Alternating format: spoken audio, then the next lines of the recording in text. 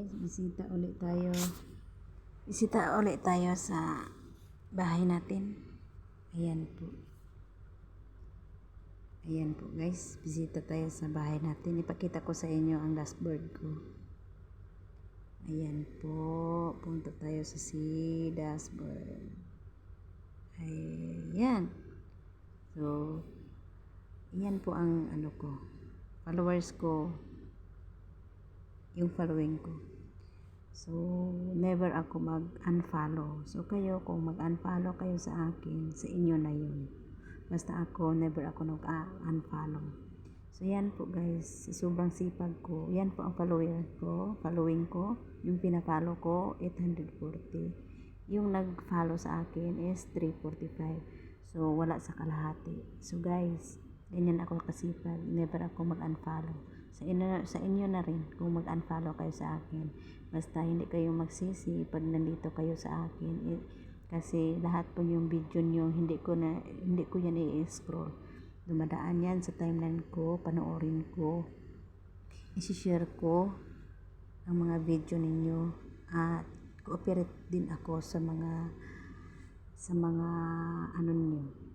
At sino man nagpalo sa akin, yan po ang pinapalo ko. Lahat po pinapalo ko, never ko po mag-unfollow. So yan po guys, makikita ninyo ang dashboard ko. Never ako mag-unfollow. Ito po yun guys. So dapat hindi tayo mag-scroll kung ano man ang dumadaan sa atin. Lahat po ng mga followers natin ay mag-support tayo, engage po tayo para magkaroon tayo ng ganito. Guys, tingnan nyo yung dashboard ko. At kahit kunti naman ang mga followers ko, pero yan po ang dashboard ko.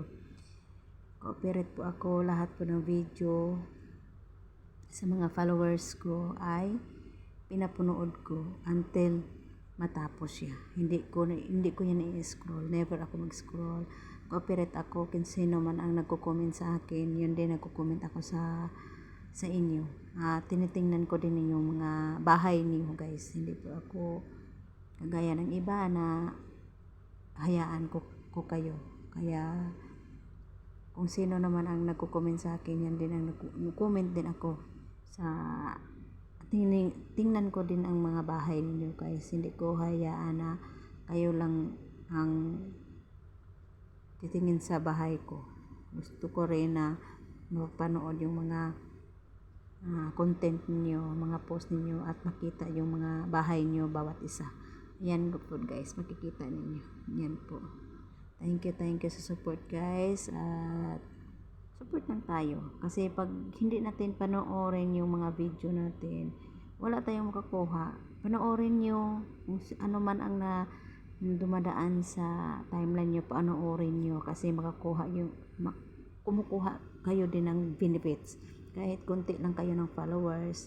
Hindi naman tayo dito na 1 million followers, ganon. Ang point dito ni Mita na makik-engage kayo, nagustuhan nyo ang video nila, nag-share ka, yun po guys, makikita ninyo. Huwag kayong mag-scroll kasi wala kayong engagement niyan. So kung ano mang ginagawa sa followers nyo, yun din ang gagawin ninyo. Support each other. Ayan po guys, thank you.